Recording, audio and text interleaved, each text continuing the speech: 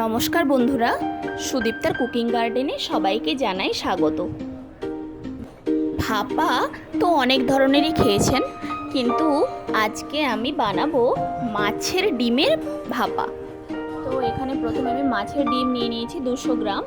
ডিমটাকে ভালোভাবে আমি চটকে নিচ্ছি, আর এর মধ্যে এখন অ্যাড করে দেব পরিমাণ মতো লবণ আর হলুদ।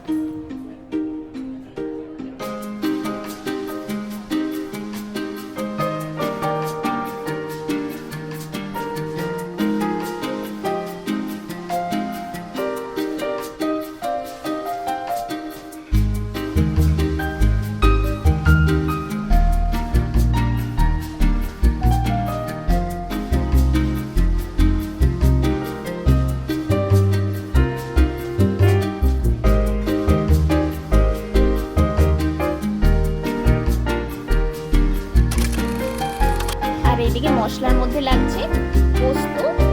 এখানে আমি 2 টেবিল চামচ নিয়েছি, আর সাদা সরষেও নিয়েছি আমি 2 টেবিল চামচ পরিমাণ।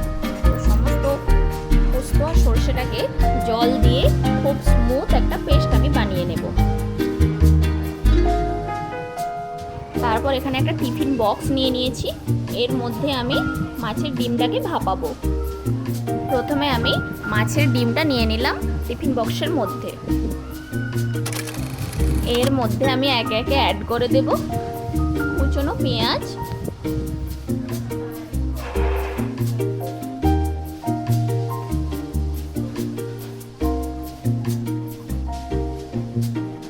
হাফ চামচ নিয়ে নিয়েছি হলুদের গুঁড়ো, আর লঙ্কার গুঁড়ো নিয়েছি হাফ চামচ। এখানে আমি চিনি দিয়ে দিলাম স্বাদ মতো,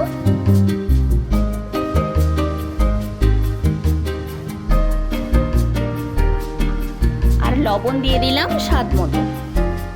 আর এখন আমি অ্যাড করে দিচ্ছি সরষে আর পোস্তর পেস্টটা,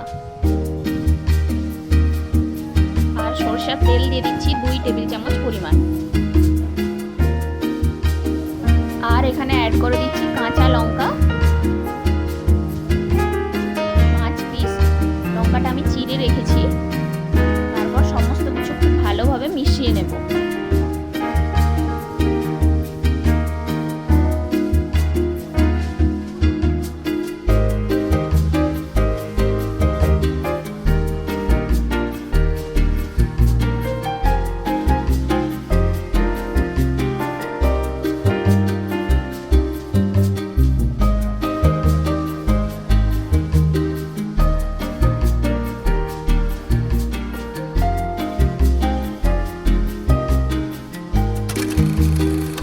কড়াইতে জল গরম করতে দিয়েছি, আর তার মধ্যে দিয়ে দিলাম একটা স্ট্যান্ড। আমি কড়াইয়ের মধ্যে বসিয়ে দিয়েছি, তার উপর টিফিন বক্সটা আমি বসিয়ে দেব, আর ঢাকনা দিয়ে দেব 15 থেকে 20 মিনিটের জন্য। হালকা থেকে মাঝারি আঁচে বসে রান্নাটা হবে। তো 15 থেকে 20 মিনিট পর আমি ঢাকনাটা খুলে নিয়েছি, আর আমি টিফিন বক্সটা ঠান্ডা করতে দেব। তারপর টিফিন বক্সটা আমি খুলব।